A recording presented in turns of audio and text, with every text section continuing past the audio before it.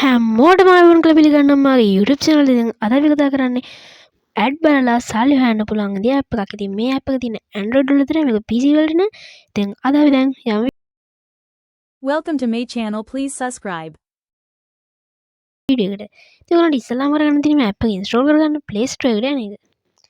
Play Store එකට ගිහලා මෙතන search කරගන්න පුළුවන් watch and earn කියලා.